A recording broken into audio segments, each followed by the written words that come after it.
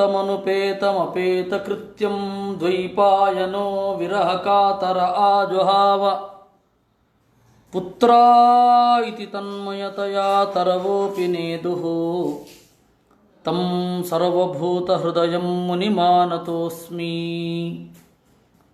यस्यानुभावमखिलश्रुतिसारमेकम् अध्यात्मदीपमतितितीर्षतां तमोन्धं संसारिणां करुणयाः पुराणगुह्यं तं व्याससूनुमुपयामि गुरुं मुनीनां। नारायणं नमस्कृत्य नरं चैव नरोत्तमं देवीं सरस्वतीं व्यासं ततो ग्रन्थमुदीरये।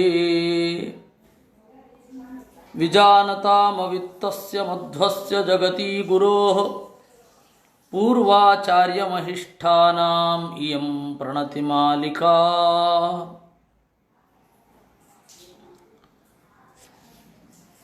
ಈ ಸಂಸಾರದಲ್ಲಿ ನಾವು ದೇವರನ್ನು ತಲುಪಬೇಕು. ಸಂಸಾರ ಅನ್ನೋದು ಒಂದು ವೃಕ್ಷ ಅನ್ನುವ ರೂಪಕವನ್ನು ಭಾಗವತ ಈಗಾಗಲೇ ಕೊಟ್ಟಿದೆ.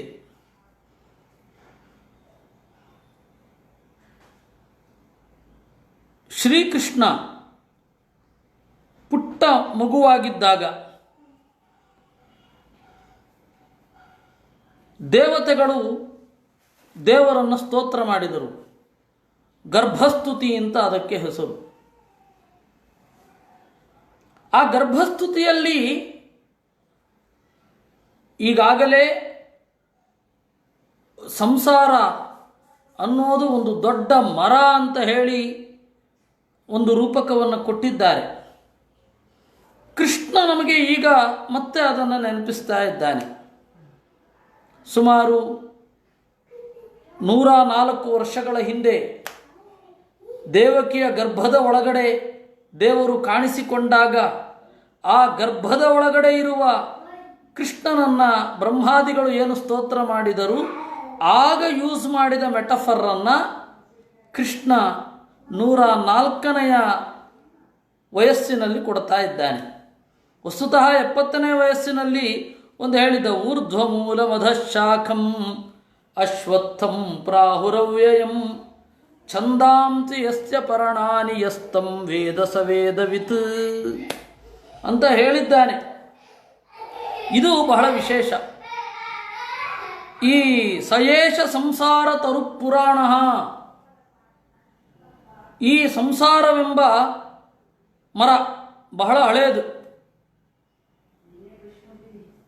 ಈ ಸಂಸಾರವೆಂಬ ಮರದಲ್ಲಿ 2 ತರಹದ ಹಣ್ಣು, ಸ್ವರ್ಗ ಮತ್ತು ಮೋಕ್ಷ, 2 ತರಹದ ಪ್ರಧಾನವಾದ ಹಣ್ಣು. ಈ ಹೂವು ಹಣ್ಣು, ಪುಷ್ಪ ಫಲ. ಹೂವು ಸ್ವರ್ಗ, ಫಲ ಮೋಕ್ಷ, ಹಣ್ಣು ಮೋಕ್ಷ. ಈ ಹೂವು ಮತ್ತು ಹಣ್ಣುಗಳನ್ನು ಕೊಡುವಂತಹ ಕರ್ಮಾತ್ಮಕವಾದ ಸಂಸಾರವೆಂಬ ಮರ ಇದು. ಆ ರೂಪಕವನ್ನು ಬೇರೆ ಡೈಮೆನ್ಷನ್ನಿನಲ್ಲಿ ಕೃಷ್ಣ ಈಗ ಹೇಳ್ತಾ ಇದ್ದಾನೆ.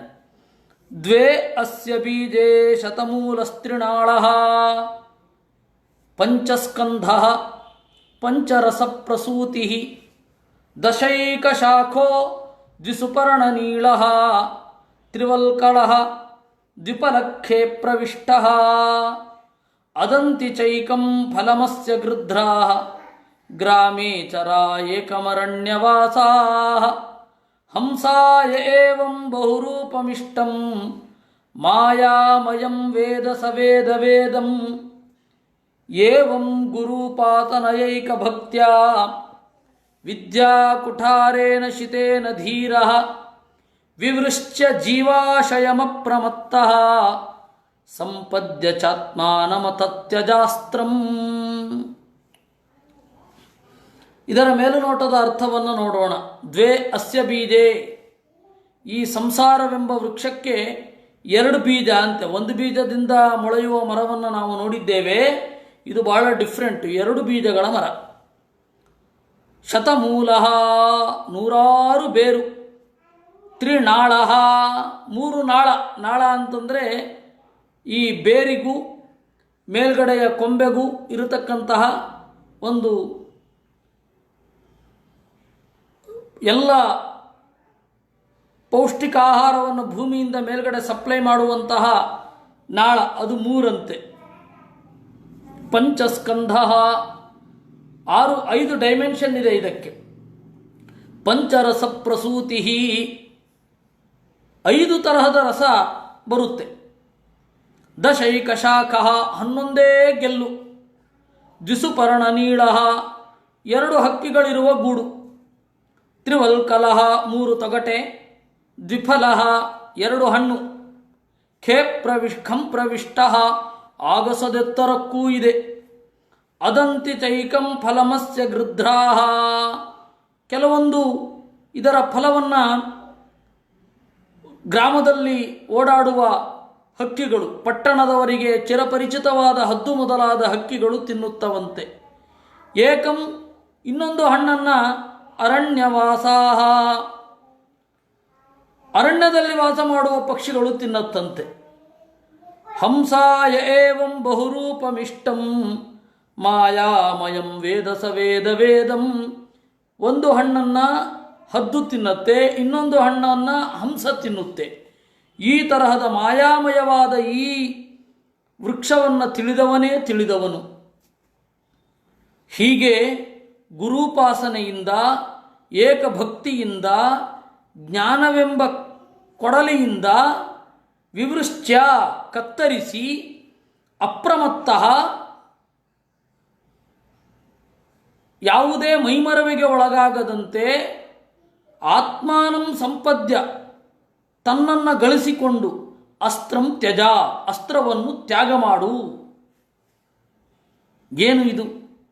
ಇದನ್ನು ಆಚಾರ್ಯರ ಭಾಷ್ಯವನ್ನು ನೋಡಿ ಮತ್ತೆ ಮೂಲಕ್ಕೆ ಬರೋಣ. ಜಗದ್ವೃಕ್ಷಸ್ಯ ಬೀಜೇ ದ್ವೇ ಬ್ರಹ್ಮ ಚೈವ ಸರಸ್ವತಿ.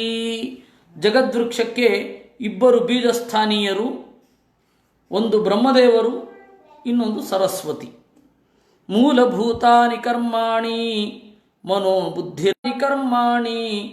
ಮನೋಬುದ್ಧಿರಹಂಕೃತಿ. ಬೇರು ಯಾವುದು ಅಂತಂದರೆ ನಮ್ಮ ಕರ್ಮಗಳು. 3 ಬೇರು ಅಂದ್ರಲ್ಲ, ಮನಸ್ಸು, ಬುದ್ಧಿ, ಅಹಂಕಾರ. ಇವು 3 ಇದರ ಬೇರು. ನಾಳತ್ವೇನ ತಮುದ್ದಿಷ್ಟಾ. ಈ ಮನಸ್ಸು, ಬುದ್ಧಿ, ಅಹಂಕಾರ ಅನ್ನೋದು ಸಂಸಾರವೆಂಬ ವೃಕ್ಷಕ್ಕೆ ನಾಳವೂ ಹೌದು. ನಮ್ಮ ಕರ್ಮಗಳು ಬೇರಾದರೆ ಈ ಕರ್ಮಗಳಿಂದ, ಅಂದರೆ ಮನಸ್ಸಿನ ಮೇಲೆ ನಮ್ಮ ಕರ್ಮ ಪ್ರಭಾವ ಬೀರುತ್ತೆ. ಅದಕ್ಕೆ ಒಂದು ಗಾದೆ ಉಂಟು ಸಂಸ್ಕೃತದಲ್ಲಿ, ಯತ್ನಾನುಸಾರಿಣಿ ವಿದ್ಯಾ ಬುದ್ಧಿ ಕರ್ಮಾನುಸಾರಿಣಿ ಅಂತ.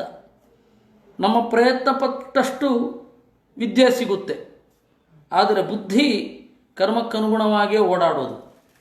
ಅದಕ್ಕೆ ಈ ಒಂದು ವಿಚಿತ್ರವಾದ ಜಾತಕ ಇರುತ್ತೆ, ಗುರುಚಂಡಾಲ ಯೋಗ ಅಂತ.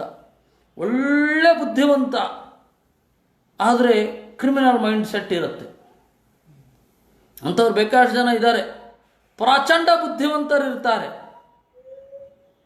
ಆದರೆ ನಾವು ಒಬ್ಬರನ್ನು ಅನುಭವಿಸಿದ್ದೇವೆ. ಈ ಶ್ಲೋಕದ ಮೊದಲ ಅಕ್ಷರ ಇದೇ ಯಾಕೆ ಅನ್ನುವುದನ್ನು ಟ್ರೇಸ್ ಮಾಡುವಷ್ಟು ಆಳವಾಗಿ ವಿಶ್ಲೇಷಣೆ ಮಾಡುವ ಬುದ್ಧಿವಂತರಿರ್ತಾರೆ. ಅವರು ಊರಿಗೆಲ್ಲ ಮೋಸ ಮಾಡ್ಕೊಂಡು ಓಡಾಡ್ತಾ ಇರ್ತಾರೆ.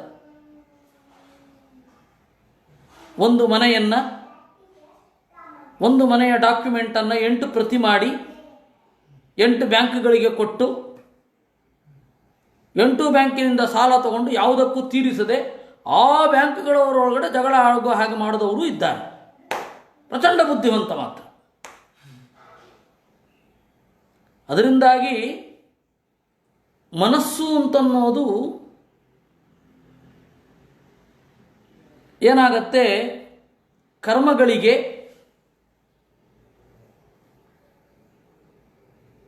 ವಾಹಕ, ಬೇರಿನ ಸತ್ವವನ್ನು ನಾಳ ಅನ್ನೋದು ರೆಂಬೆ ಕೊಂಬೆಗಳಿಗೆ ತಲುಪಿಸುತ್ತೆ. ಮರದ ಒಳಗಡೆ ಕೆಲವೊಂದು ನಾಳಗಳಿರ್ತವೆ. ಆ ನಾಳಗಳು ಬೇರಿನ ಸತ್ವವನ್ನು ಮೇಲ್ಗಡೆಗೆ ತಲುಪಿಸ್ತವೆ. ಆ ರೀತಿ ಪೈಪಿನ ತರಹ, ಆ ರೀತಿ ಇದು ಕೂಡ. ಮನೋ ಬುದ್ಧಿರಹಂಕೃತಿ, ಮನಸ್ಸು, ಬುದ್ಧಿ, ಅಹಂಕಾರ. ಅಹಂಕಾರ ಅಂದರೆ ಈ ದೇಹ ನಾನು ಅಂತನ್ನುವ ಪ್ರಜ್ಞೆ. ಬುದ್ಧಿ ಅಂತಂದರೆ ಸರಿ ತಪ್ಪುಗಳನ್ನು ನಿಶ್ಚಯ ಮಾಡುವ ಶಕ್ತಿ. ಮನಸ್ಸು ಅಂತಂದರೆ ಅದು ಹಿಂದಣ ಸಂಸ್ಕಾರಗಳ ಉಗ್ರಾಣ, ಸ್ಟೋರೇಜ್ ಆಫ್ ಇಂಪ್ರೆಷನ್ಸ್. ಇವು ಮೂರು ಜನ್ಮ ಜನ್ಮಾಂತರಗಳಲ್ಲಿ ಮುಂದುವರಿಯುತ್ತೆ. ಅದಕ್ಕೆ ಹೇಳಿದ್ರು ತ್ರಿನಾಳ. ಮನಸ್ಸು ಯಾವ್ಯಾವ ರೀತಿ ಕೆಲಸ ಮಾಡುತ್ತೆ, ಮನಸ್ಸಿನ ಒಳಗಡೆ ಇರುವ ಇಂಪ್ರೆಷನ್ನು ಮನಸ್ಸಿನ ಬುದ್ಧಿಯ ಮೂಲಕ, ಅಹಂಕಾರದ ಮೂಲಕ ಬರ್ತಾ ಇರುತ್ತೆ. ಹೀಗಾಗಿ ಮನೋವಿಕಾರ ಮೊದಲಾದವುಗಳನ್ನು ಅವನೇ ಯೋಚನೆ ಮಾಡಿ ತಡೆಗಟ್ಟಬೇಕು. ಯಾಕೆ ನನಗೆ ಈ ತರಹದ ಯೋಚನೆ ಬರ್ತಾ ಇದೆ ಇವರ ಬಗ್ಗೆ ಅಥವಾ ಇದರೆಲ್ಲದರ ಬಗ್ಗೆ ಅನ್ನೋದನ್ನು ಪದೇ ಪದೇ ತಾನೇ ಸರ್ಚ್ ಮಾಡ್ಕೋತಾ ಇರಬೇಕು. ಆ ಹಿನ್ನೆಲೆಯಿಂದ ನಾಳತ್ವೇನ ತಮುದ್ದಿಷ್ಟಾ ಖಮಾದ್ಯಾ ಸ್ಕಂಧ ಸಂಹಿತಾ. ಪಂಚಭೂತಗಳು ಈ ಸಂಸಾರವೆಂಬ ಮರದ 5 ಡೈಮೆನ್ಷನ್ಗಳಿದ್ದ ಹಾಗೆ. ಪಂಚಭುಜ, ನಮಗೆ 3 ಭುಜ ಎದುರುಗಡೆ ಕಾಣುತ್ತೆ, ಇನ್ನು 2 ಆಯಾಮ ಹಿಂದೆ ಇರುತ್ತೆ. ಹಾಗೆ 3 ಎದುರುಗಡೆ ಕಾಣುವುದು ಮಣ್ಣು, ನೀರು, ಬೆಂಕಿ. ಹಿಂದುಗಡೆ ಕಾಣದೇ ಇರೋದು ಆದರೆ ಆ್ಯಕ್ಟಿವ್ ಆಗಿರೋದು 2. ಈ ಧ್ವಜಸ್ತಂಭದಲ್ಲಿ ಇದು ಸಿಂಹಗಳು ಇರುತ್ತೆ, 4 ಸಿಂಹ. 3 ಸಿಂಹ ಕಾಣುತ್ತೆ, ಇನ್ನೊಂದು ಆಚೆ ಇರುತ್ತೆ. ಆ ರೀತಿ ಇದು 5 ಭೂತಗಳು ಇದು ಹೀಗಿರುತ್ತೆ. ಸ್ಕಂಧ ಏಕಾದಶೇಂದ್ರಿಯಾಣ್ಯೇವ ಶಾಖಾಸ್ತು ಅಂದರು. 11 ಇಂದ್ರಿಯಗಳು ಗೆಲ್ಲುಗಳಿದ್ದ ಹಾಗೆ. ಈ ಮನಸ್ಸು, ಅಹಂಕಾರ, ಬುದ್ಧಿ, ಈ 11 ಗೆಲ್ಲುಗಳಿಗೆ 5 ಜ್ಞಾನೇಂದ್ರಿಯ, 5 ಕರ್ಮೇಂದ್ರಿಯ ಮತ್ತು ಮನಸ್ಸು, ಇವುಗಳಿಗೆ ಬೇರಿನ ವಿಷಯವನ್ನು ಸಪ್ಲೈ ಮಾಡ್ತಾ ಇರುತ್ತೆ. ನಮ್ಮ ಇಂದ್ರಿಯಗಳು ಹಾಗೆ ಯೋಚನೆ ಮಾಡ್ತವೆ. ಅದಕ್ಕೆ ಏಕಾದಶೇಂದ್ರಿಯಾಣ್ಯೇವ ಶಾಖಾಸ್ತು ತ್ರಿಗುಣಾಸ್ತ್ವತಃ. 3 ತೊಗಟೆಗಳು, ಸತ್ವಗುಣ, ರಜೋಗುಣ, ತಮೋಗುಣ. ಪ್ರವೃತ್ತಂಚ ನಿವೃತ್ತಂಚ ಫಲೇ ಅಸ್ಯ ಪ್ರಕೀರ್ತಿತೆ. 2 ಹಣ್ಣು, ಪ್ರವೃತ್ತ ಫಲ ಮತ್ತು ನಿವೃತ್ತ ಫಲ. ಈ ಸಂಸಾರದಲ್ಲಿ 2 ತರಹದ ಹಣ್ಣುಂಟು. ಒಂದು ಈ ಲೋಕದ ಕೀರ್ತಿ, ಪ್ರತಿಷ್ಠೆ, ಎಲ್ಲವೂ ಎಲ್ಲ ಬೇಕಾದ ಭೋಗಗಳು ಸಿಗೋದು, ಇದು ಪ್ರವೃತ್ತ. ನಿವೃತ್ತ ಅಂತಂದರೆ ಆ ಲೋಕದ ಸೊಬಗು, ಆ ಲೋಕದ ಕೀರ್ತಿ, ಆ ಲೋಕದ ಸುಖ. ಇದು ಪ್ರವೃತ್ತ ನಿವೃತ್ತ 2 ಕೂಡ ಇದೆ. ಪುಷ್ಪಮೈಹಿಕ ಮುದ್ದಿಷ್ಟಂ ರಸ ಶಬ್ದಾದಯಸ್ತಯೋ. ಈ ಪ್ರವೃತ್ತ ಫಲ ಅನ್ನೋದು ಸ್ವರ್ಗ ಮೊದಲಾದವುಗಳಾದರೆ, ಇಲ್ಲಿ ಐಹಿಕವಾದ ಸುಖ ಅಂತ ಒಂದಿರುತ್ತೆ. ಎಲ್ಲರಿಗೂ ಸಾಧಾರಣವಾದ ಒಂದು ಐಹಿಕ ಸುಖ, ಅದನ್ನು ಪುಷ್ಪ ಅಂತ ಕರೀತಾರೆ. ಏಕೆಂದರೆ ಪುಷ್ಪ ಅದು ಹಾಗೇ ಬಿಟ್ಟು ಹೂವನ್ನು ಕೀಳದಿದ್ದರೆ ಆ ಹೂವು ಹಾಗೇ ಇದ್ದು ಹೀಚಾಗಿ ಕಾಯಾಗಿ ಹಣ್ಣಾಗುತ್ತೆ. ಅದೇ ರೀತಿ ನಾವು ಇಲ್ಲಿ ಯಾವುದನ್ನು ಅವಸರವಾಗಿ ಬಳಸದೆ ಇದನ್ನೇ, ಭೌತಿಕ ಸುಖ ಎಲ್ಲರಿಗೂ ಇರೋದೆ, ಉತ್ಕಟವಾದ ಭೌತಿಕ ಸುಖ ಇತ್ಯಾದಿಗಳನ್ನು ಬಳಸದೆ ಎಚ್ಚರದಿಂದ ಇದ್ದು ಇದನ್ನು ಮಾಗುವುದನ್ನಾಗಿ ಮಾಡಿಕೊಳ್ಬೇಕಾಗತ್ತೆ. ಹಾಗೆ ಇದು ಪ್ರವೃತ್ತಾಶ್ಚ ನಿವೃತ್ತಾಶ್ಚ ಪಕ್ಷಿಣಃ ತತ್ರ ಸಂಸ್ಥಿತಾ. ಇನ್ನು ಪ್ರವೃತ್ತ ಮತ್ತು ನಿವೃತ್ತ ಇದು ಎರಡು ತರಹದ ಪಕ್ಷಿಗಳು. ಅಲ್ಲಿ ಹೇಳಿದ್ರು ಪಂಚರಸ ಪ್ರಸೂತಿ ಅಂತ ಅನ್ನೋದಕ್ಕೆ ಅರ್ಥವನ್ನು ತಟ್ಟಿಯವರು ಕೇಳ್ತಾ ಇದ್ದಾರೆ. ಶಬ್ದ, ಸ್ಪರ್ಶ, ರೂಪ, ರಸ, ಗಂಧ. ಶಬ್ದ ಅನ್ನೋದು ಆಕಾಶದಿಂದ ಬರತಕ್ಕಂಥದ್ದು, ಆಕಾಶದ ಭೋಗ. ಸ್ಪರ್ಶ ಅಂತನ್ನೋದು ಗಾಳಿಯ ಭೋಗ, ಗಾಳಿಯಿಂದ ನಾವು ಭೋಗಿಸೋದು. ರೂಪ ಅಗ್ನಿಯ ಭೋಗ, ಅಗ್ನಿಯಿಂದ ನಾವು ಭೋಗಿಸುವಂಥದ್ದು. ಅಗ್ನಿಯ ಪರಿಣಾಮವೇ ರೂಪವೆನ್ನುವ ಭೋಗವಾಗಿ ಇಲ್ಲಿ ಬರೋದು. ನೀರಿನ ಭೋಗ ರಸ, ಭೂಮಿಯ ಭೋಗ ಗಂಧ. ಇದೇ ಪಂಚರಸ ಪ್ರಸೂತಿ. ಅದು ನಾನು ಮುಂದೆ ಹೇಳೋನಿದ್ದೆ. ಇಲ್ಲಿ ನಾವು ತಾತ್ಪರ್ಯವನ್ನು ಫಾಲೋ ಮಾಡ್ತಾ ಇದ್ದೇವೆ. ತಾತ್ಪರ್ಯದಲ್ಲಿ ಹೀಗಿದೆ, ಮತ್ತು ಮೂಲಾರೋಹ ಮಾಡಿದಾಗ ಇದು ಬರ್ತಾ ಇತ್ತು, ಅದು ಈಗ ಹೇಳಿದ್ದಾಯಿತು. ಇನ್ನು ಪ್ರವೃತ್ತ, ಈ ಎರಡು ತರಹದ ಹಕ್ಕಿಗಳು ಈ ಹಣ್ಣನ್ನು ತೆಗಿತವೆ ಅಂದರು. ಪ್ರವೃತ್ತ ಪಕ್ಷಿಗಳು ಅಂದರೆ ಕಾಮೋಪಭೋಗದಲ್ಲಿ ಸ್ವರ್ಗದ ಸುಖವೇ ಜೀವನದ ಅಂತಿಮ ಉದ್ದೇಶ ಅನ್ನುವ ರೀತಿಯಲ್ಲಿ ಮುಂದುವರಿಯುವವರು, ಅದು ಪ್ರವೃತ್ತ ಪಕ್ಷಿಗಳು. ನಿವೃತ್ತ ಪಕ್ಷಿ ಅಂತಂದರೆ ಮೋಕ್ಷದ ಸ್ವರೂಪಾನಂದವನ್ನು ಚಿಂತನೆ ಮಾಡುವವರು ಅಂತ. ವೃಕ್ಷಸ್ಯ ಪೃಥಿವೀ ವಶ್ರೀ ವಿಷ್ಣುರಾಕಾಚವಾಯುವತ್ ತಸ್ಯ ಅಪಿ ಸದಾಧಾರಃ ಏವಂ ಜ್ಞಾತ್ವಾ ವಿಮುಚ್ಯತೆ. ಈ ಬೀಜಕ್ಕೆ ಒಂದು ಬೇಸ್ ಬೇಕಲ್ವಾ? ವೃಕ್ಷ ಗಿಡ ಎಲ್ಲಿರುತ್ತೆ? ನೆಲದ ಮೇಲಿರುತ್ತೆ. ಆ ನೆಲದಂತೆ ಲಕ್ಷ್ಮಿ. ಸರಿ, ಈ ಬೀಜದ ಒಳಗಡೆ ಗಾಳಿಯ ಪೂರೈಕೆ ಆಗಬೇಕು.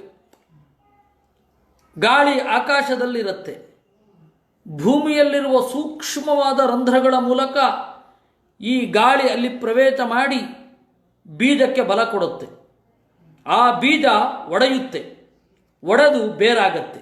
ಬೀಜ ಬೇರಾಗುವುದು. ಬೀಜದ ಮೇಲ್ಭಾಗ ಕಾಣುತ್ತೆ, ಗೆಲ್ಲು ಮೊದಲಾದವುಗಳಾಗಿ, ಗೆಲ್ಲು ಕಾಂಡ ಆಗಿ. ಬೀಜದ ಕೆಳಭಾಗ ಏನಿದೆ ಅದು ಕಾಣುವಲ್ಲ. ದೇವರು ಆಕಾಶದಂತೆ ಮತ್ತು ಗಾಳಿಯಂತೆ ಇದ್ದಾನೆ. ಇದಾದರೂ ಕಂಡೀತು, ಅದು ಕಾಣೋಲ್ಲ. ಅದು ಕಾಣೋದೇ ಇಲ್ಲ. ಅದರಿಂದಾಗಿ ಹೇಳಿದರು ವೃಕ್ಷಸ್ಯ ಪೃಥಿವೀವ ಶ್ರೀಹಿ. ವೃಕ್ಷಸ್ಯ, ಈ ಸಂಸಾರವೆಂಬ ವೃಕ್ಷಕ್ಕೆ ಪೃಥಿವೀ ಇವ, ಭೂಮಿಯಂತೆ ಲಕ್ಷ್ಮೀದೇವಿ, ಆಕಾಶದ ವಾಯುವಿನಂತೆ ನಾರಾಯಣ. ತಸ್ಯ ಅಪಿ ಸದಾಧಾರಃ ಏವಂ ಜ್ಞಾತ್ವಾ ವಿಮುಚ್ಯತೆ. ಆಕಾಶ ಈ ಎಲ್ಲದಕ್ಕೂ ಆಧಾರ. ಆ ರೀತಿ ದೇವರು ಆಧಾರ ಸಂಸಾರವೆಂಬ ವೃಕ್ಷಕ್ಕೆ, ಕರ್ಮವೆಂಬ ಮೊಳಕೆಗೆ. ಈ ರೀತಿಯಾಗಿ ತಿಳಿದರೆ ಅವನು ಮುಕ್ತನಾಗುವ ದಾರಿಯಲ್ಲಿ ನಡೆಯುತ್ತಾನೆ. ವಿಮುಚ್ಯತೆ ಅಂದರೆ ತಿಳಿದು ಕೂಡಲೇ ಮುಕ್ತನಾಗ್ತಾನೆ ಅಂತಲ್ಲ, ಮುಕ್ತನಾಗುವ ದಾರಿಯಲ್ಲಿ ಸಾಗುತ್ತಾನೆ ಅಂತರ್ಥ. ಅದಂತಿ ಚೈಕಂ ಫಲಮಸ್ಯ ಗೃಧ್ರಾಃ ಗ್ರಾಮೇಚರ ಏಕಮರಣ್ಯವಾಸಾಃ. ಅದನ್ನು ಯಾರ್ಯಾರು ಉಣ್ಣುತ್ತಾರೆ? ಊರಿನ ಹಕ್ಕಿಗಳು ಯಾವುದು? ಮಾನಸ ಸರೋವರದ ಹಂಸ ಹಕ್ಕಿಗಳು ಯಾವುದು? ಹಂಸ ಪಕ್ಷಿಗಳು ಯಾವುದು ಅಂತನ್ನೋದನ್ನು ಆಚಾರ್ಯರು ಮುಂದೆ ಹೇಳ್ತಾರೆ. ಇಲ್ಲಿ ಅಸ್ತ್ರದಿಂದ ಈ ವೃಕ್ಷವನ್ನು ಕತ್ತರಿಸಿ ಅಸ್ತ್ರವನ್ನು ಎಸೆದು ತನ್ನನ್ನು ಪಡೆದುಕೊಂಡು ಸುಖವಾಗಿರಬೇಕು ಅಂತ ಇಲ್ಲಿರೋದು. ಏನು ಹಾಗಂದರೆ ಪ್ರಾಕೃತಾಂತಃಕರಣಜಂ ಜ್ಞಾನಮಸ್ತ್ರಂ ಶ್ರುತಿಚ್ಛಿದಂ. ನಾವು ಭೌತಿಕವಾದ ಮನಸ್ಸೆಂಬ ಇಂದ್ರಿಯದಿಂದ ಶಾಸ್ತ್ರವನ್ನು ಓದ್ತೇವೆ. ಆ ಶಾಸ್ತ್ರ ಓದಿ ಮನಸ್ಸನ್ನೇ ಕತ್ತರಿಸೋದು. ಮನಸ್ಸು ಕೊಟ್ಟು ಶಾಸ್ತ್ರ ಯಾಕೆ ಓದಬೇಕು ಅಂದರೆ ಮನಸ್ಸನ್ನು ನಾಶ ಮಾಡಲಿಕ್ಕಾಗಿ. ತದೇವ ತೇನ ಸಂಛೇದ್ಯಂ ಚಿತ್ತಂ ಪ್ರಕೃತಿ ಸಂಭವಂ. ಶಾಸ್ತ್ರದ ಸಂಸ್ಕಾರಕ್ಕೆ ಒಳಗಾದ ಮನಸ್ಸು ನಿಧಾನವಾಗಿ ಪ್ರಕೃತಿಯಿಂದ ಬರತಕ್ಕಂತಹ ಅರಿವು, ಪ್ರಕೃತಿಯಿಂದ ಬರುವ ತೊಂದರೆಗಳು ಇದನ್ನೆಲ್ಲ ಮೀರಿ ನಿಲ್ಲಬೇಕು. ಇದನ್ನೇ ಹೇಳಿದ್ದು, ಅಸ್ತ್ರದಿಂದ ಸಂಸಾರವೆಂಬ ಮರವನ್ನು ತರಿದು ಈ ಅಸ್ತ್ರವನ್ನೇ ಎಸೆದು ಬಿಡಿ ಅಂತ. ಅದನ್ನು ಹೇಳಿದ್ದು. ವಿದ್ಯಾ ಕುಠಾರೇನ ಶಿತೇನ, ಜ್ಞಾನವೆಂಬ ಚೂಪಾಗಿರುವ ಒಂದು ಕೊಡಲಿಯಿಂದ ಕತ್ತರಿಸಿ ಆ ಕೊಡಲಿನೇ ಅಸ್ತು ಬಿಡಿ. ಅದಕ್ಕೆ ಆಚಾರ್ಯ ಹೇಳಿದ್ರು, ಮನಸ್ಸನ್ನು ಮನಸ್ಸಿಗೆ ವಿರುದ್ಧವಾಗಿ ಬಳಸಬೇಕು. ಮನಸ್ಸಿನಲ್ಲಿ ಎರಡು ಭಾಗ ಇದೆ. ಶಾಸ್ತ್ರದ ಸಂಸ್ಕಾರದಿಂದ ರೂಪುಗೊಂಡದ್ದು ಒಂದು, ಇನ್ನೊಂದು ಮನಸ್ಸು ಈ ಸಂಸಾರದ ಸುಖ ದುಃಖಗಳು ಮೊದಲಾದ ದ್ವಂದ್ವಗಳಲ್ಲಿ ತೊಡಗಿರುವಂಥದ್ದು. ಈ ಶಾಸ್ತ್ರಜನ್ಯವಾದ ಜ್ಞಾನದಿಂದ ಸಂಸಾರದಲ್ಲಿ ಸಹಜವಾಗಿ ಎದುರಿಸುವ ಸುಖ ದುಃಖಗಳನ್ನು ತರಿದು ಕಡೆಗೆ ತನ್ನನ್ನು ನಾಶ ಮಾಡಿಕೊಳ್ಳೋದು ಇದರ ಉದ್ದೇಶ. ಜ್ಞಾನಂ ಪ್ರಕೃತಿಜಂ ವಾಪಿ ಮೂಲನಾಚೇ ವಿನಶ್ಯತಿ ತತಃ ಪರಂ ಸ್ವರೂಪೇಣ ಜ್ಞಾನೇನೈವ ಜನಾರ್ದನಂ ವೇತ್ತಿ ಮುಕ್ತ. ಮುಕ್ತಿಯಲ್ಲಿ ಈ ಪ್ರಾಕೃತ ಅಂತಃಕರಣದ ಗಲಾಟೆ ಇರೋದಿಲ್ಲ. ತನ್ನನ್ನು, ಬೇರೆಯವರನ್ನು, ಎಲ್ಲವನ್ನೂ ಈ ಸ್ವರೂಪಭೂತವಾದ ಅಂತಃಕರಣದಿಂದಲೇ ನೋಡುತ್ತಾನೆ. ಅದನ್ನು ಭಾಗವತ ಹೇಳಿದ್ದು. ವಿದ್ಯಾ ಕುಠಾರೇನ ಶಿತೇನ ಧೀರ ವಿವೃಶ್ಚ ಜೀವಾಶಯಂ. ಜೀವನಕ್ಕೆ ಕಾರಣವಾದ, ಸಂಸಾರಕ್ಕೆ ಕಾರಣವಾದ ಆಶಯ ಅಂತಃಕರಣವನ್ನು ಕತ್ತರಿಸಿ ಆಮೇಲೆ ಇದನ್ನು ತ್ಯಾಗ ಮಾಡಬೇಕು ಅಂತ. ಬೀಜಭೂತ್, ಇದು ಮಾಹಾತ್ಮ್ಯ ಅನ್ನುವ ಗ್ರಂಥದಲ್ಲಿ ಇದೆ. ಬೀಜಭೂತಾವಪಿಶ್ಚಸ್ಯ ಬ್ರಹ್ಮ ಚೈವ ಸರಸ್ವತಿ ನರಿಷ್ಯತೋ ಜಗತ್ ಸೃಷ್ಟೌ ವಟವೃಕ್ಷಾದಿ ಬೀಜವತ್. ಸರಿ, ರೂಪಕವನ್ನು ಕೊಟ್ರಿ, ಆ ರೂಪಕ ಅನ್ನೋದು ಸರ್ವಾನ್ವಯವಾ ಇಲ್ಲವಾ ಅಂತ ಪ್ರಶ್ನೆ. ಸಾಮಾನ್ಯವಾಗಿ ಒಂದು ಮೆಟಫರನ್ನು ನಾವು ಕೊಡ್ತೇವೆ, ಒಂದು ರೂಪಕ. ಆ ರೂಪಕ ಅಂತನ್ನೋದು ಕೆಲವೊಂದು ಪೂರ್ಣವಾಗಿ ಅನ್ವಯ ಆಗೋಲ್ಲ, ಕೆಲವೊಂದು ಪೂರ್ಣವಾಗಿ ಅನ್ವಯ ಆಗತ್ತೆ. ಪರಿಣತ ಪ್ರಜ್ಞರಾದ ಕವಿಗಳು ಅಥವಾ ಪರಿಣತ ಪ್ರಜ್ಞರಾದ ಜ್ಞಾನಿಗಳು ಒಂದು ರೂಪಕ ಕೊಟ್ಟರೆ ಪೂರ್ಣವಾಗಿ ಅನ್ವಯ ಆಗತ್ತೆ, ಕೆಲವೊಂದು ಆಗಲ್ಲ.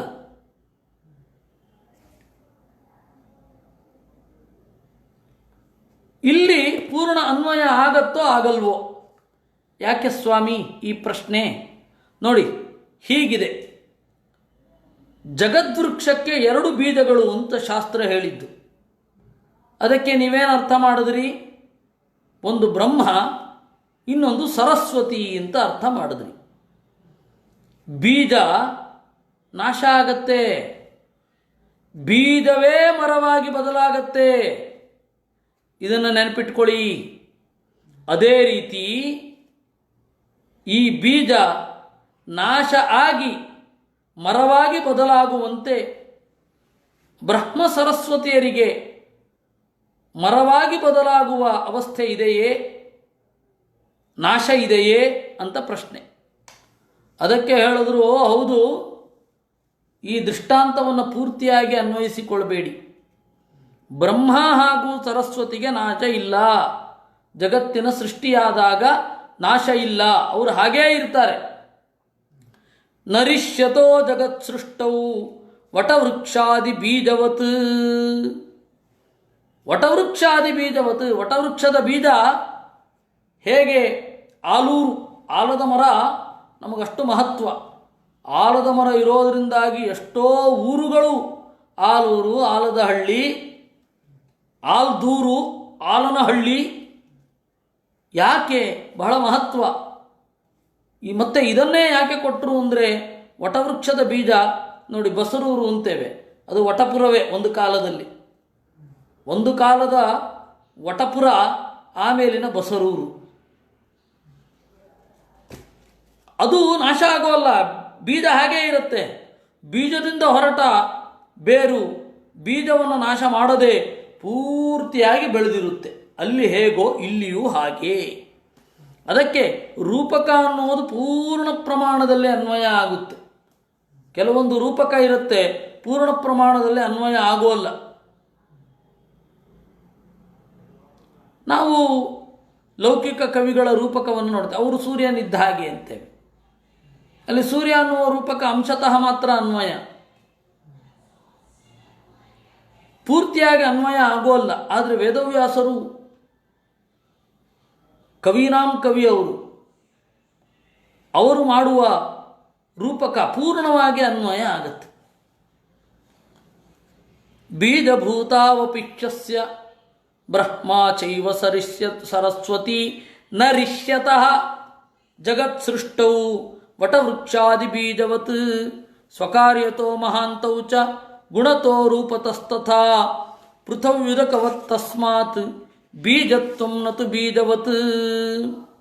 ತನ್ನ ಕೆಲಸದಿಂದ ಸರಸ್ವತಿ ಹಾಗೂ ಬ್ರಹ್ಮರು ಬಹಳ ದೊಡ್ಡವರು, ಅವರ ಗುಣ ಹಿರಿದು ಅವರ ರೂಪವದು ಹಿರಿದು, ಆದ್ದರಿಂದಾಗಿ ಅವರು ಬದಲಾಗಲ್ಲ. ಬೀಜ ಮರವಾಗಿ ಬದಲಾಗತ್ತೆ, ತನ್ನ ಮೂಲ ರೂಪವನ್ನು ಕಳ್ಕೊಳ್ಳುತ್ತೆ. ಆ ರೀತಿ ಬ್ರಹ್ಮ ಸರಸ್ವತಿಯರು ತಮ್ಮ ರೂಪವನ್ನು ಕಳೆದುಕೊಳ್ಳುವುದಿಲ್ಲ. ಪೃಥಿವ್ಯುದಕವತ್ ತಸ್ಮಾತ್ ಬೀಜತ್ವಂ ನತು ಬೀಜವತ್. ಅದರಿಂದಾಗಿ ನೀರಿನ ಹಾಗೆ ಭೂಮಿಯ ಹಾಗೆ ಪೂರ್ತಿ ಬೀಜದಂತೆ ಅಲ್ಲ. ವ್ಯಂಜಕತ್ವಾನ್ನ ಚಾಲ್ಪತ್ವಾತ್ ಮಹಾಕ್ಷ್ಮಾವದ್ರಮಾ ಸ್ಮೃತ. ವ್ಯಂಜಕತ್ವಾತ್, ಈ ಬೀಜ ಅಂತನ್ನೋದು ಹೇಗೆ ತನ್ನ ಒಳಗಡೆ ಇರೋದನ್ನು ಅಭಿವ್ಯಕ್ತಿಸುತ್ತೋ ಹಾಗೆ ಬ್ರಹ್ಮ ಸರಸ್ವತಿಯರು ಸೂಕ್ಷ್ಮ ರೂಪದಲ್ಲಿರುವ ಜಗತ್ತಿನ ಅಭಿವ್ಯಕ್ತಿಗೆ ಕಾರಣರು ಅಂತ ಹೇಳಿ ಬೀಜ ಹೇಳೋದೇ ವಿನಃ ತಮ್ಮನ್ನು ತಾವು ನಾಶ ಮಾಡಿಕೊಳ್ಳುವ ಅವಿವೇಕಿಗಳು ಅನ್ನುವ ಅರ್ಥದಲ್ಲಿ ಬೀಜ ಅಂತ ಹೇಳೋಲ್ಲ. ಮಹಾಕ್ಷ್ಮಾವದ್ರಮಾ ಸ್ಮೃತ. ಇನ್ನು ಲಕ್ಷ್ಮೀದೇವಿ ಇದಕ್ಕೆ ಭೂಮಿಯ ಹಾಗೆ ಅಂತಂದರು. ಪೃಥಿವೀವ ಶ್ರೀಹಿ, ಅದಕ್ಕೇನರ್ಥ? ಮಹಾಕ್ಷ್ಮಾವತ್, ಬ್ರಹ್ಮಾಂಡದಂತೆ. ಅಂಡೋ ಮಹಾಕ್ಷ್ಮಾ ಸಂಪ್ರೋಕ್ತ ತತ ಪೃಥ್ವಿದಕಂ ತಥಾ ಜಾಯತೆ ನಿತ್ಯಶಸ್ತತ್ಮಾತ್ ಭುಕ್ತಂ ಭುಕ್ತಂ ನ ಹೀಯತೆ. ಇದು ಮಹಾಕ್ಷ್ಮಾ, ಹಿರಿದಾದ ನೆಲ ಅಂದರೆ ಬ್ರಹ್ಮಾಂಡ. ಈ ಬ್ರಹ್ಮಾಂಡದ ರೀತಿ ಲಕ್ಷ್ಮೀದೇವಿ. ಮರ ಭೂಮಿಯ ಮುಂದೆ, ನೆಲದ ಮುಂದೆ ಚಿಕ್ಕದು. ನೆಲ ಎಷ್ಟಿರುತ್ತೆ ಮರ ಅಷ್ಟು ವ್ಯಾಪ್ತಿಯಲ್ಲಿ ಇರೋಲ್ಲ. ಆ ರೀತಿ ಲಕ್ಷ್ಮೀದೇವಿ ನೆಲದ ತರಹ, ಬ್ರಹ್ಮಾಂಡದ ತರಹ. ಬ್ರಹ್ಮ ಸರಸ್ವತಿಯರು ಆ ತರಹ ಇರೋದೇ ಇಲ್ಲ. ಬ್ರಹ್ಮ ಸರಸ್ವತಿಯರು ಹಾಗಿರೋಲ್ಲ. ಆದ್ದರಿಂದ ಅಷ್ಟು ವ್ಯಾಪ್ತಿಯನ್ನು ಹೊಂದಿರೋದಿಲ್ಲ. ಜಾಯತೆ ನಿತ್ಯಶಸ್ತಸ್ಮಾತ್ ಭುಕ್ತಂ ಭುಕ್ತಂ ನಹೀಯತೆ. ಆಮೇಲೆ ಆ ನೆಲದಲ್ಲಿ ನೀರು ಅದು ಕಡಿಮೆ ಆಗಲ್ಲ. ನಮಗೆ ಸಿಗದೇ ಇರಬಹುದು, ಆದರೆ ಅದು ಕಡಿಮೆ ಆಗಲ್ಲ. ನಮಗೆ ಸಿಕ್ಕೋದು ನಾವೆಷ್ಟು ಅನ್ಯಾಯ ಮಾಡ್ತೇವೋ ಅಷ್ಟು ಸಿಗೋಲ್ಲ, ನಾವೆಷ್ಟು ಮುಟ್ಟಾಳರಾಗ್ತೇವೋ ಅಷ್ಟು ನೀರು ಸಿಗಲ್ಲ. ಏನು ಮಾಡೋದು? ಆದರೆ ಭೂಮಿಯಲ್ಲಿ ನೀರೇ ಇಲ್ಲ ಅಂತ ಹೇಳಿ ಬರಲ್ಲ, ನಮಗೆ ಸಿಗಲ್ಲ ಅಂತ ಅಷ್ಟೇ ಹೇಳಬೇಕು. ಭೂಮಿಯ 3 ಭಾಗದಲ್ಲಿ ನೀರಿದೆ, ಆದರೆ ಕುಡಿಯೋ ನೀರು ಬಹಳ ಕಡಿಮೆ. ಯಾಕೆಂದರೆ ನಮ್ಮ ಯೋಗ್ಯತೆಗೆ ಅನುಗುಣವಾಗಿ, ನಮ್ಮ ಅವಶ್ಯಕತೆಗಳಿಗೆ ಅನುಗುಣವಾಗಿ ನೀರು ಸಿಗೋದು. ಅದು ಎಷ್ಟಿದೆಯೋ ಅಷ್ಟು ಸಿಕ್ಕಿದ್ರೆ ನಾವೆಲ್ಲಿರ್ತೇವೆ? ನಮಗೆಷ್ಟು ಅಗತ್ಯ ಬೇಕೋ ಅಷ್ಟು ಕೊಡ್ತಾನೆ. ಅದನ್ನು ನಾವು ಹಾಳು ಮಾಡಿಕೊಂಡ್ರೆ ಅದು ಒಂದು ಹಣೆ ಬರಹ. ಜಾಯತೆ ನಿತ್ಯಶಸ್ತಸ್ಮಾತ್. ನೀರು ಅಂತ ಇದ್ದ ಮೇಲೆ ಆ ನೀರಿಗೆ ಆಧಾರವಾಗಿ ಭೂಮಿ ಇರುತ್ತೆ. ಆ ನೀರಿನಲ್ಲಿ ಬೀಜ ಅನ್ನೋದು ಮೊಳೆಯುತ್ತೆ. ಆ ರೀತಿ ಭೂಮಿಯಂತೆ ನೀರಿನಂತೆ ಲಕ್ಷ್ಮೀದೇವಿ. ಭೂಮಿ ಮತ್ತು ನೀರು ಎಲ್ಲೆಡೆ ವ್ಯಾಪಿಸಿರುತ್ತೆ. ಇಂತಹ ಕಡೆ ಇಲ್ಲ ಅಂತಿಲ್ಲ. ಆ ಹಿರಿದಾದ ಹರವು ಭೂಮಿ ಮತ್ತು ನೀರಿನದ್ದು. ಬೀಜದ್ದು ತಾವು ಇಷ್ಟೇ. ಇಡೀ ಬ್ರಹ್ಮಾಂಡದ ತುಂಬ ಮರ ಎಲ್ಲಿರುತ್ತೆ? ಪುಟ್ಟ ಜಾಗ. ಆ ವ್ಯಾಪ್ತಿ ಸಾಮರ್ಥ್ಯ ಅದರ ರೂಪಕವನ್ನು ತೆಗೆದುಕೊಳ್ಬೇಕು. ಭುಕ್ತಂ ಭುಕ್ತಂ ನಹೀಯತೆ. ನಾವು ಎಷ್ಟು ಉಂಡರೂ ಕೂಡ ನೀರು ಖಾಲಿಯಾಗೋದಿಲ್ಲ. ನೀರು ಖಾಲಿಯಾಗೋಲ್ಲ.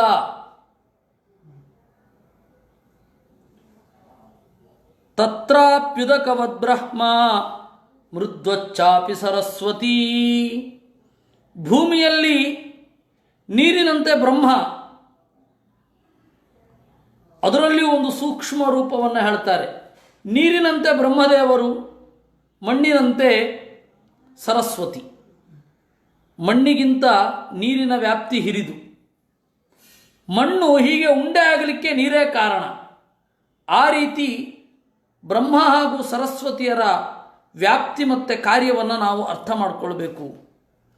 ಜಲಾಧಾರ ಯಥೋ ಮೃಚ್ಛ ಸರ್ವತ್ರಾಪಿ ವ್ಯವಸ್ಥಿತ. ನೀರಿನ ಆಧಾರದ ಮೇಲೆ ಮಣ್ಣು ನಿಂತಿದೆ.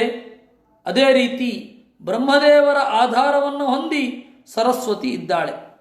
ಅನ್ಯಥಾತು ರಜೋಭೂತ ನೀಯತೆ ವಾಯುನಾಖಿಲ. ಒಂದೊಮ್ಮೆ ನೀರು ಇಲ್ಲದಿದ್ದರೆ ಇಡೀ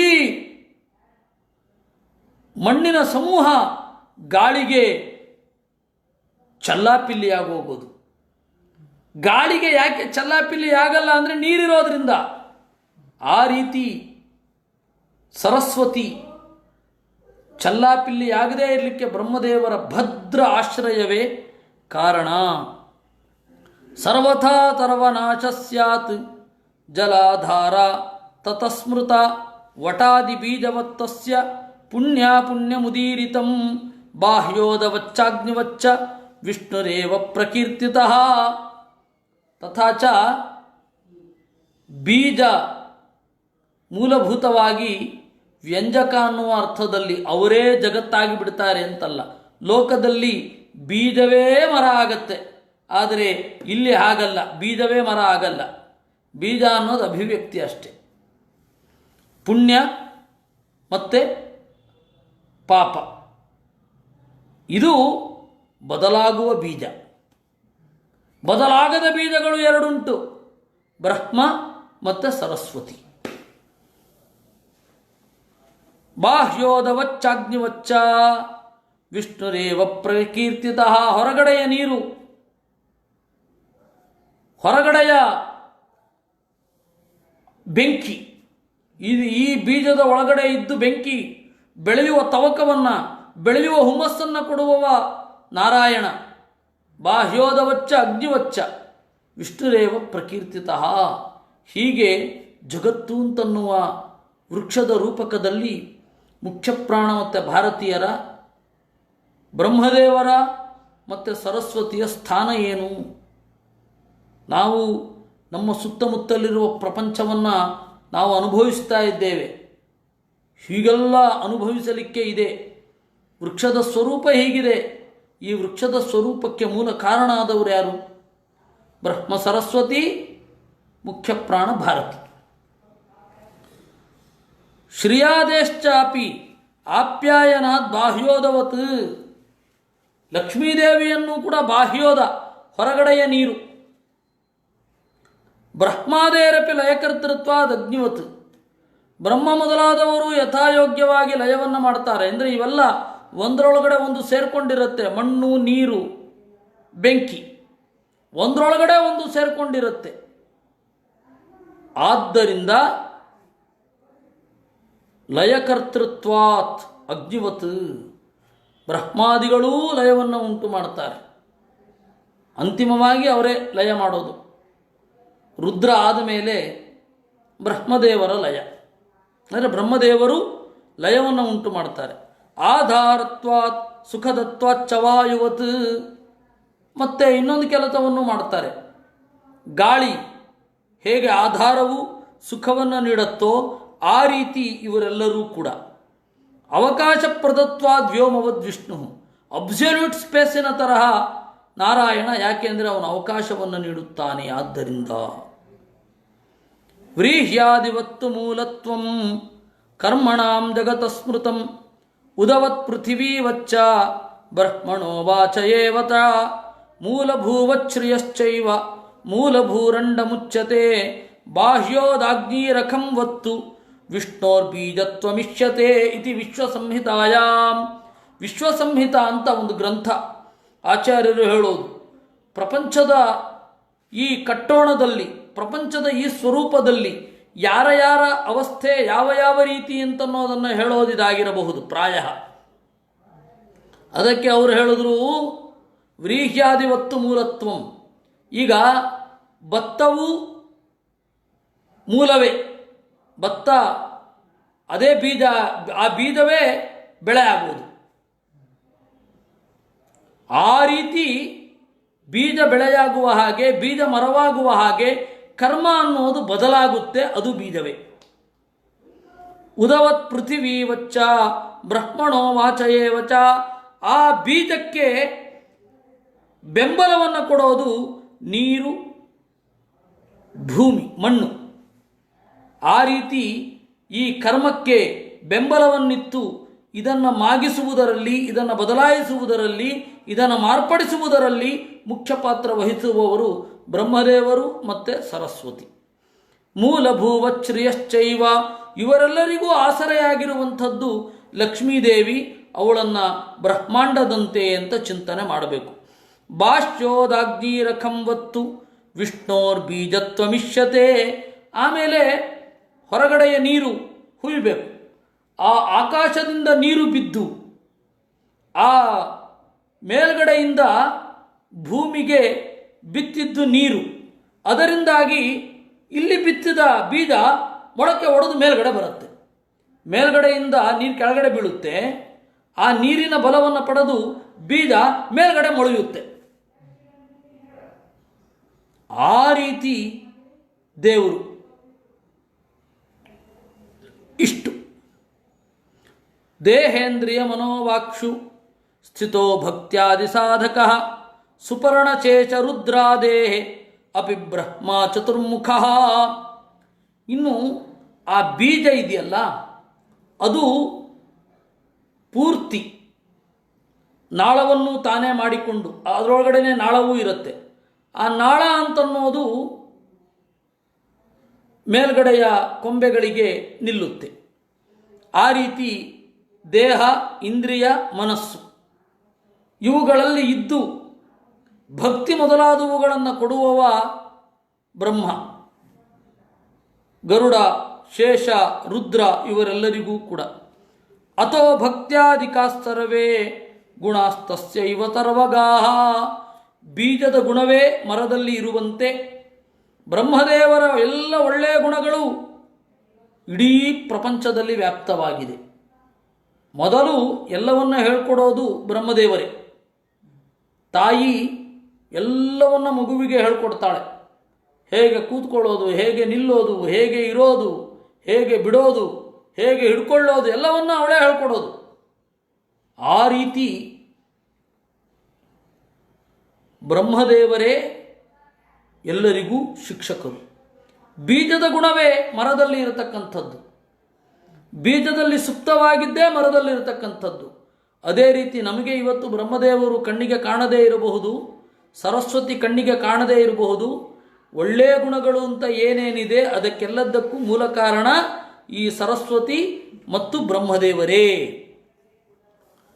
ಅತಿರಿಕ್ತಾಶ್ಚ ಸಂಪೂರ್ಣಾ ಸುಪರ್ಣಾದೇಶ್ಚತಾಧಿಕಾ ಸುಪರ್ಣಾದಿಭಿರಜ್ಞಾತಾ ತದಭೀಮಾನವರ್ಜಿತಾ.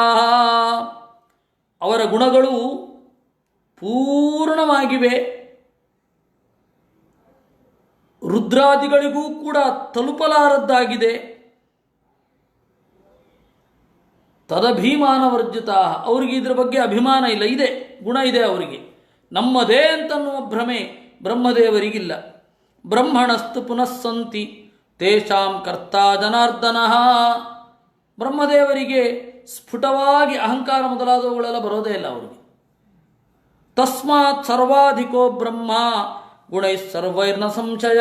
ಅದರಿಂದಾಗಿ ಬ್ರಹ್ಮದೇವರು ಜೀವ ಜಗತ್ತಿನಲ್ಲಿ ಪೂರ್ಣರು ಮತ್ತೆ ಮಿಗಿಲು, ಅವರಿಗೆ ಆ ತರಹದ ಭ್ರಮೆ ಇಲ್ಲದೆ ಇರೋದರಿಂದ. ವರ್ಣಸ್ಥೋ ವರ್ಣನಾಮಾಸೌ ಸ್ವರಸ್ಥ ಸ್ವರನಾಮಕ ಮನಸ್ಥಶ್ಚ ಮನೋನಾಮ ತನ್ನಾಮ ಚಕ್ಷುರಾದಿಗ ತಸ್ಯ ಸರ್ವಾಣಿ ನಾಮಾನಿ ಮುಖ್ಯತಃ ಕವಯೋ ವಿದುಹು. ಇನ್ನು ದೇವರು ಈ ಬೀಜದ ಗುಣವನ್ನು ರೆಂಬೆ ಕೊಂಬೆಗಳಲ್ಲೂ ತಂದಿರ್ತಾನೆ. ಬೀಜದ ಎಕ್ಸ್ಟೆನ್ಷನ್ನು ರೆಂಬೆ ಕೊಂಬೆ ಮರ ಕಾಂಡ ತೊಗಟೆ ಇವುಗಳೆಲ್ಲ. ಅದರಂತೆ ದೇವರ ಗುಣದ ಎಕ್ಸ್ಟೆನ್ಷನ್ನು ಇವೆಲ್ಲವೂ ಕೂಡ. ಇನ್ನು ದೇವರು ಈ ಎಲ್ಲ ಇಂದ್ರಿಯಗಳಲ್ಲಿ ಆಯಾ ಇಂದ್ರಿಯದ ಹೆಸರಿನವನಾಗಿ ದೇವರಿದ್ದಾನೆ. ದೇವರ ಹೆಸರು ವಾಕ್ ಅಂತ, ದೇವರ ಹೆಸರು ವರ್ಣ ಅಂತ, ದೇವರ ಹೆಸರು ಸ್ವರ ಅಂತ, ದೇವರ ಹೆಸರು ಮನಸ್ಸು ಅಂತ, ದೇವರ ಹೆಸರು ಕಣ್ಣು, ದೇವರ ಹೆಸರು ಕಿವಿ. ಮೊದಲು ಅವನ ಹೆಸರು, ಆಮೇಲೆ ಇಂದ್ರಿಯಾಭಿಮಾನಿಗಳಿಗೆ ಹೆಸರು. ಆ ಇಂದ್ರಿಯಾಭಿಮಾನಿಗಳು ಕೂತಿರೋದ್ರಿಂದಾಗಿ ಇದಕ್ಕೆಲ್ಲ ಆ ಹೆಸರು ಬಂದಿರೋದು. ಹೀಗೆ ಬೀಜ ಅನ್ನೋದರ ಎಕ್ಸ್ಟೆನ್ಷನ್ನು ಇಡೀ ಮರ. ಆ ಬೀಜದ ಒಳಗಡೆ ಶಕ್ತಿಯನ್ನಿತ್ತವ ಬ್ರಹ್ಮ ಮತ್ತು ನಾರಾಯಣ.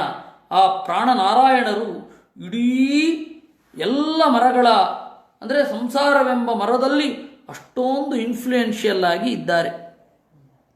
ಏವಮಸ್ಯೋಪಚಾರೇಣ ವಿಷ್ಣು ಸಾಕ್ಷಾತ್ತು ಮುಖ್ಯತಃ ಇತಿ ಶಬ್ದ ನಿರ್ಣಯೇ. ಇಷ್ಟು ಹೇಳಿ ಭಕ್ತಿ ತಾರತಮ್ಯವನ್ನು ಹೇಳ್ತಾರೆ. ಇದು ಶಬ್ದ ನಿರ್ಣಯದಲ್ಲಿ ಇರತಕ್ಕಂತಹದ್ದು. ಭಕ್ತಿ ತಾರತಮ್ಯ ಅಂತರ್ಯಾಮಿ ಸಂಹಿತಾಯ, ಅಂತರ್ಯಾಮಿ ಸಂಹಿತ ಅಂತ. ದೇವರು ಯಾರ್ಯಾರೊಳಗಡೆ ಹೇಗಿರ್ತಾನೆ, ಯಾರ್ಯಾರಲ್ಲಿ ಏನೇನು ಭಕ್ತಿ ಇದೆ, ಜೀವಯೋಗ್ಯತೆ ಯಾರ್ಯಾರದು ಏನೇನಿದೆ ಇತ್ಯಾದಿಗಳನ್ನೆಲ್ಲ ಹೇಳ್ತಕ್ಕಂಥದ್ದು ಅಂತರ್ಯಾಮಿ ಸಂಹಿತೆ ಅಂತ. ಅಂತರ್ಯಾಮಿ ಸಂಹಿತೆಯಲ್ಲಿ ಹೇಳ್ತಾ ಇದ್ದಾರೆ.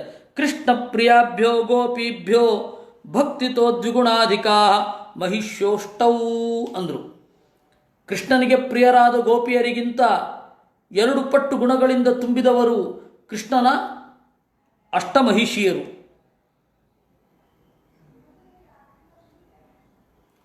ಇದನ್ನು ನೆನಪಲ್ಲಿಡಬೇಕು. ಇದಕ್ಕೆ ಅನುಗುಣವಾಗಿ ನೀವು ಇದೆಲ್ಲವನ್ನು ಅರ್ಥ ಮಾಡಬೇಕು. ನಾವೇನಂತ ಮೇಲ್ನೋಟಕ್ಕೆ ತಿಳ್ಕೊತೇವೆ, ನೋಡಿ ಗೋಪಿಕೆಯರು ಅವ್ರಿಗೇನು ಜ್ಞಾನ ಇತ್ತೇ, ಏನು ವೇದ ಓದಿದ್ರೆ, ಭಕ್ತಿ ಇತ್ತು, ಮುಕ್ತರಾಗ್ಬಿಟ್ರು. ದೇವರಿಗೆ ಭಕ್ತಿ ಇಷ್ಟ, ಹಚ್ಕೊಂಡ್ಬಿಡ್ಬೇಕು ಅವನ್ನ. ಪಾಪ ಉತ್ತರದವರೆಲ್ಲ ಹಾಗೆ ತಿಳ್ಕೊಂಡಿದ್ದಾರೆ.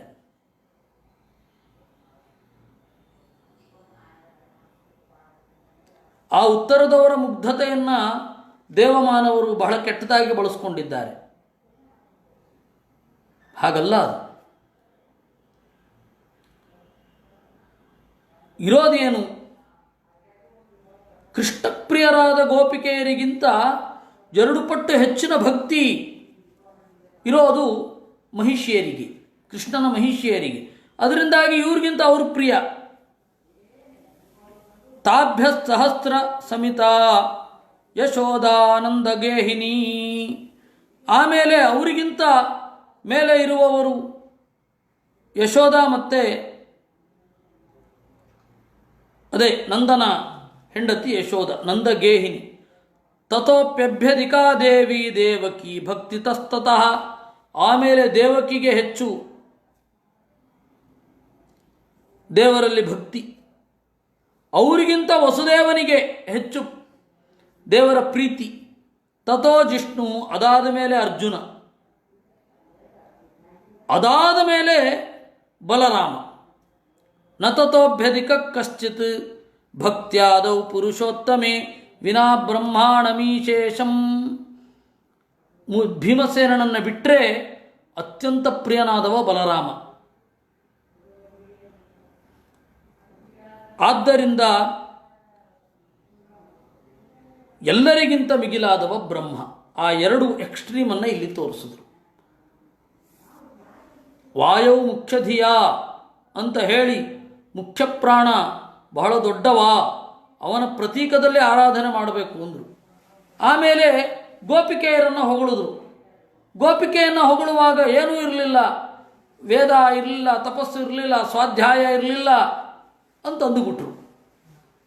ಆಗ ಉದ್ಧವ ಅಲ್ಲ, ನನಗೆ ಕನ್ಫ್ಯೂಸ್ ಆಗ್ತಾ ಇದೆ ಅಂದಾಗ ಕೃಷ್ಣ ಮುಖ್ಯಪ್ರಾಣನ ಮಹಿಮೆಯನ್ನು ಹೇಳಿದ. ಆ ಮುಖ್ಯಪ್ರಾಣನ ಮಹಿಮೆಯನ್ನು ಹೇಳುವಿಕೆಯ ಆ ಮೌನ ಏನಿದೆ ಅದರಲ್ಲಿ ಇದನ್ನು ತುಂಬಿಕೊಳ್ಳಬೇಕು. ಅಂತರ್ಯಾಮಿ ಸಂಹಿತ ಅಂತ ಆಚಾರ್ಯರು ಹೇಳೋದು. ಈಗ ಒಂದು ಕ್ಲಿಯರ್ ಕಟ್ ಆಗಿ ಅರ್ಥ ಆಯಿತು. ಆದಿಯಲ್ಲಿ ಅಂತ್ಯದಲ್ಲಿ ಮುಖ್ಯಪ್ರಾಣನ ಮಹಿಮೆಯನ್ನು ಹೇಳಿದ್ರು, ಮಧ್ಯದಲ್ಲಿ ಗೋಪಿಕೆಯರನ್ನು ಹೊಗಳಿದ್ರು. ಇದರಿಂದ ಏನು ಗೊತ್ತಾಗತ್ತೆ? ಗೋಪಿಕೆಯರು ಮಿಗಿಲು, ಆದರೆ ಮುಖ್ಯಪ್ರಾಣನಷ್ಟಲ್ಲ, ದೇವತೆಗಳಷ್ಟಲ್ಲ. ಇದನ್ನು ಎಚ್ಚರದಿಂದ ನಾವು ಚಿಂತನೆ ಮಾಡಬೇಕು. ಪಾಪದ್ವೇಷಾದಿಕಾದೋಚಾ ಅವರಾಣಾಂ ನ ಸಂಶಯ ಭಕ್ತ್ಯಾದಿಗುಣಪೂಗಸ್ತು ಪರಾಣಾಂ ಆವಿರಿಂಚತಃ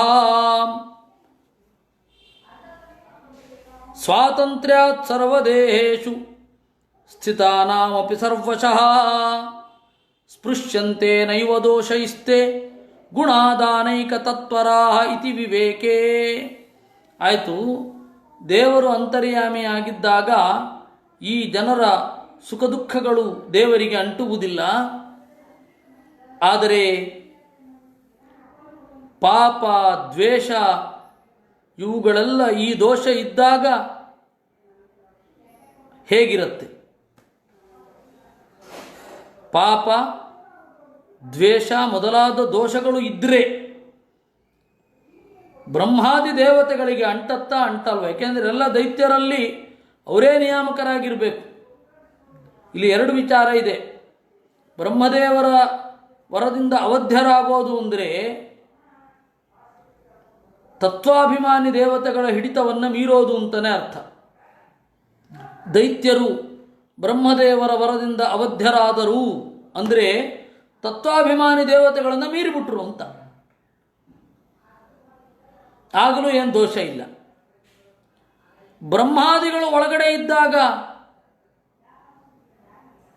ಅವರಿಗೆ ಪಾಪ, ದ್ವೇಷ ಮೊದಲಾದವುಗಳು ಅಂಟೋಲ್ಲ. ತತ್ವಾಭಿಮಾನಿ ದೇವತೆಗಳು ಅಂತರ್ಯಾಮಿಯಾಗಿರ್ತಾರಲ್ಲ, ಅವರಿಗೆ ಜೀವರ ದೋಷಗಳಿಂದ ಅಂಟು ಇಲ್ಲ. ಆದ್ದರಿಂದ ಗುಣಾದಾನೈಕ ತತ್ಪರಾಹ, ಅವರು ಒಳಗಡೆ ಇದ್ದು ದೇವರ ಸೇವೆಯನ್ನೇ ಮಾಡ್ತಾ ಇರ್ತಾರೆ. ಅದರ ಸುಳಿವು ಇವ್ರಿಗೆ ಸಿಗಲ್ಲ. ಇದು ವಿವೇಕದಲ್ಲಿದೆ. ಯದು ಕಿಂಚೇಮಾ ಪ್ರಜಾ ಶೋಚಂತಿ ಅಮೈವಾಸಾಂ ತದ್ಭವತಿ ಪುಣ್ಯಮೇವಾಮುಂ ಗಚ್ಚತಿ ನಹ ವೈ ದೇವಾನ್ ಪಾಪಂ ಗಚ್ಚತಿ. ಯದು ಕಿಂಚೇಮಾ ಪ್ರಜಾ ಶೋಚಂತಿ ಅಮೈವ ಆಸಾಂ ಭವತಿ. ಪ್ರಜೆಗಳ ದುಃಖ ಏನಿದೆ, ಆಸಾಂ ದೇವತೆಗಳ ಅಮೈವ ಹತ್ತಿರದಲ್ಲೇ ಆಗ್ತದೆ. ಅಮ ಅಂದರೆ ಹತ್ತಿರ ಅಂತ, ಅಮಾತ್ಯ ಅಂದರೆ ಗೊತ್ತಲ್ಲ, ರಾಜನ ಹತ್ತಿರದಲ್ಲೇ ಇರುವವ ಅಂತ ಅಮಾತ್ಯ ಅಂದರೆ.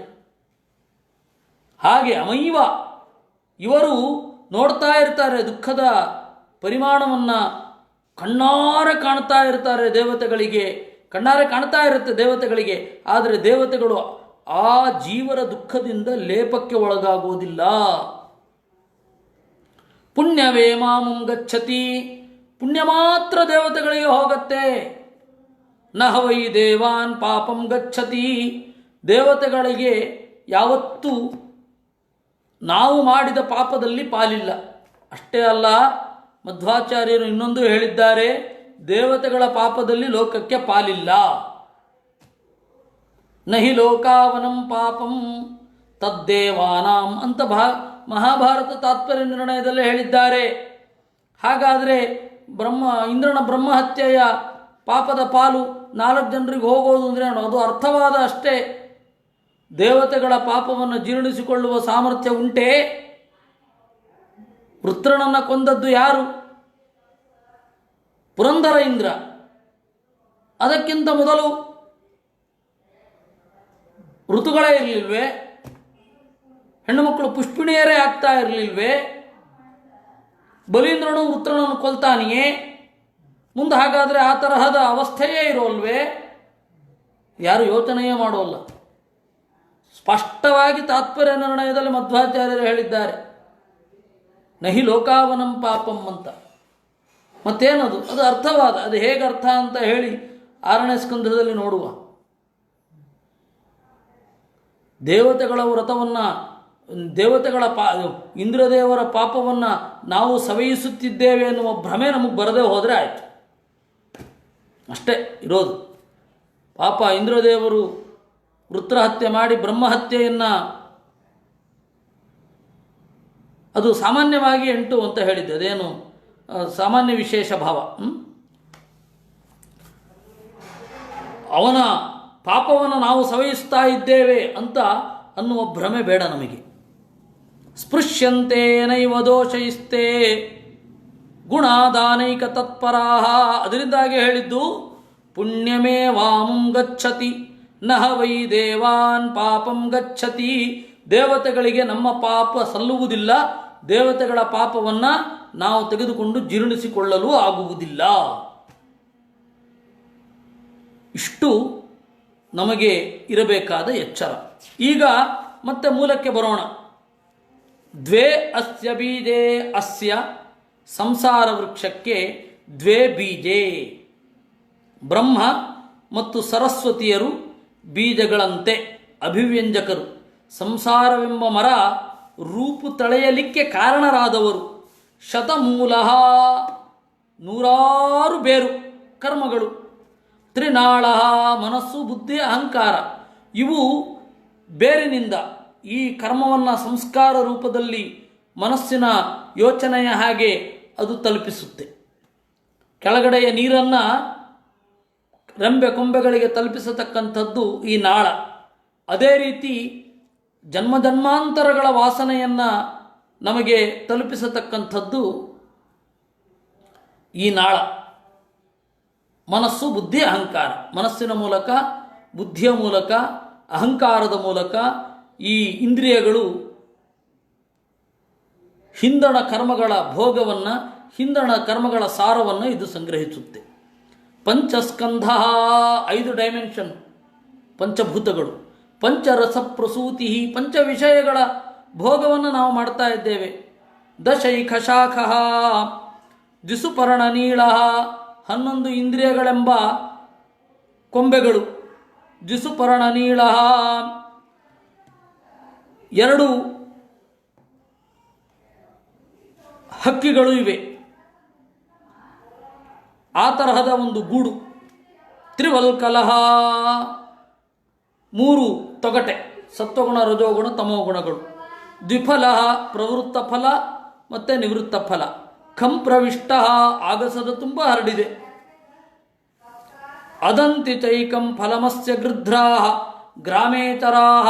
ಒಂದು ಹಣ್ಣನ್ನು ಅಂದರೆ ಪ್ರವೃತ್ತ ಫಲವನ್ನು ಗ್ರಾಮದಲ್ಲಿ ಓಡಾಡುವ, ಗ್ರಾಮ ಅಂದರೆ ವಿಷಯ ಸಮೂಹ ಅಂತ ಅರ್ಥ.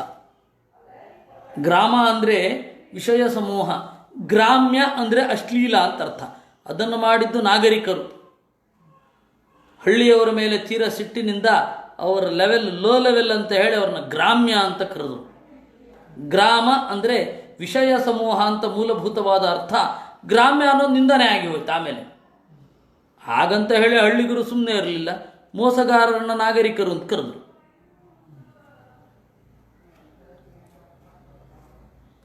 ಇರಲಿ, ಯಾಕೆ ಹೇಳಿದೆ ಅಂತಂದರೆ ಗ್ರಾಮೇತರಾಹ ಅನ್ನೋದು ಪನ್ನು.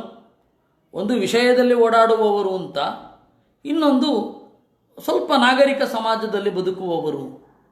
ಆ ತರಹದ ಗೃಧ್ರಾಹ, ಹದ್ದುಗಳು. ಏಕಂ ಫಲಂ, ಈ ಸಂಸಾರ ವೃಕ್ಷದ ಒಂದು ಹಣ್ಣನ್ನು ತಿನ್ನುತ್ತವೆ. ಅರಣ್ಯವಾಸಾಹ ಹಂಸಾಹ, ಅರಣ್ಯದಲ್ಲಿ ವಾಸ ಮಾಡುವ ಹಂಸಗಳು ಅಂದರೆ ಸನ್ಯಾಸಿಗಳು ಅಥವಾ ಶುದ್ಧವಾಗಿರುವವರು ಒಂದು ಹಣ್ಣನ್ನು ತಿಂತಾರೆ, ಅಂದರೆ ನಿವೃತ್ತ ಫಲವನ್ನು. ಈ ತರಹದ ಬಹುರೂಪಂ, ಥರಥರದ ರೂಪವಂ ತಳೆಯುವ, ಇಷ್ಟಂ ಎಲ್ಲರೂ ಬಯಸುವ, ಮಾಯಾಮಯಂ ಪರಮಾತ್ಮನ ಇಚ್ಛೆಯಿಂದ ಕೂಡಿರುವ, ಜೀವರೆಲ್ಲರ ವಾಸನೆಯಿಂದ ತುಂಬಿರುವ. ಇದನ್ನು ಯಾರು ತಿಳಿದಿದ್ದಾರೆ ಅವರು ವೇದವನ್ನು ತಿಳಿದವರು. ಏವಂ ಹೀಗೆ ಗುರುಪಾಸನೆಯ ಗುರುಗಳ ಉಪಾಸನೆಯಿಂದ ಏಕಭಕ್ತ್ಯ ನಿಶ್ಚಿತವಾದ ಭಕ್ತಿಯಿಂದ ವಿದ್ಯಾಕುಠಾರೇಣ ಶಿತೇನ ಚೂಪಾದ ಜ್ಞಾನವೆಂಬ ಕೊಡಲಿಯಿಂದ ಅಪ್ರಮತ್ತಃ ಮೈಮರೆಯದೆ ಜೀವಾಶಯಂ ಈ ಸಂಸಾರಿ ಜೀವರ ಅಂತಃಕರಣವನ್ನು ವಿವೃಶ್ಚ ಕತ್ತರಿಸಿ ಆತ್ಮಾನಂ ಪರಮಾತ್ಮ ಜೀವಾತ್ಮರನ್ನು ಸಂಪದ್ಯ ಹೊಂದಿ ಅಥ ಆದ ಮೇಲೆ ಅಸ್ತ್ರಂ